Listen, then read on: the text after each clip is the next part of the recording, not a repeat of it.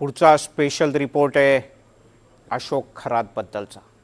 अशोक खरातनं असे काही कारनामे करून ठेवलेत ना की तपास यंत्रणा सुद्धा चक्रावलीत। महिलांचं लैंगिक शोषण करणाऱ्या खरातचे काही व्हिडिओ सोशल मीडियात व्हायरल झाले होते आणि त्यावरून सायबर पोलिसांनी मोठी कारवाई सुद्धा केली। पण धक्कादायक बाब म्हणजे खरातचे व्हिडिओ 15-20 रुपयांना 50 रुपयांना पण विकले गेले। ऐकून आश्चर्य वाटलं ना? मग हे नेमकं प्रकरण काय आहे पाहूयात जरा।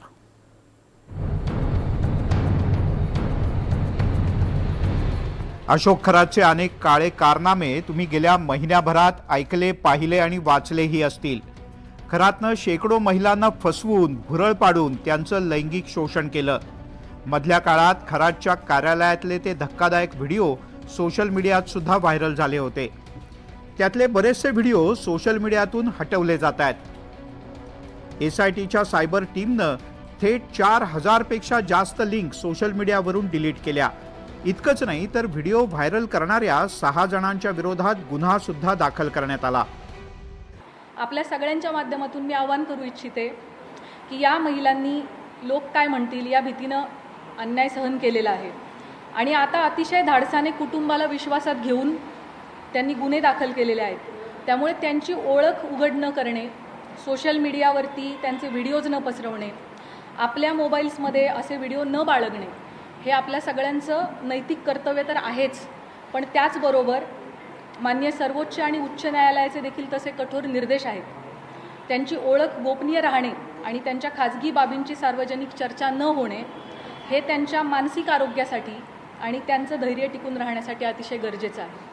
खरातच्या याच व्हिडिओच्या बद्दल एक धक्कादायक माहिती समोर आली आहे।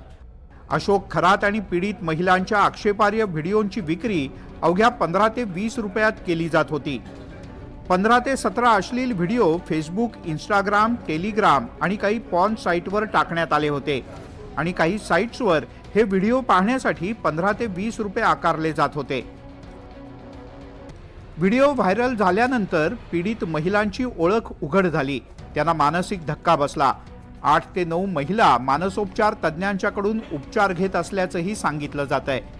दरम्यान हे व्हिडिओ व्हायरल करणाऱ्यांच्या विरोधात सायबर विभागाकडून गुन्हा दाखल करण्यात आलाय। हे जे विविध स्त्रियांचे व्हिडिओ व्हायरल होत आहेत आणि त्यांना 20-20 रुपयात विकलं जात आहे, हे करणं सुद्धा गुन्हा आहे। आपल्याकडे कुठलाही सेक्शुअल कंडक्ट किंवा ऍक्ट करतानाचा व्हिडिओ पसरवणं व प्रसारित करणं हा गुन्हा मानला गेलेला आहे आणि तुम्हाला 7 वर्षापर्यंतची सजा होऊ शकते। जर तुमचा IP ॲड्रेस, तुमचा मोबाईल नंबर जर पकडला तर पोलीस तुम्हाला अरेस्टही करू शकतं। तर असं विकणं, व्हिडिओज विकणे किंवा व्हिडिओजला व्हॉट्सॲपद्वारे किंवा कुठल्या वेबसाईटवरती त्याला अपलोड करणे हा गुन्हा आहे section 67 of the IT act 2000 प्रमाणे। त्यामुळे मंडळी, अशोक खरातचा जरी एखादा आक्षेपार्ह व्हिडिओ तुमच्या मोबाईल किंवा कम्प्युटरमध्ये असेल तर आत्ताच डिलीट करा, नाहीतर सायबर पोलीस आज ना उद्या तुम्हालाही उचलतील।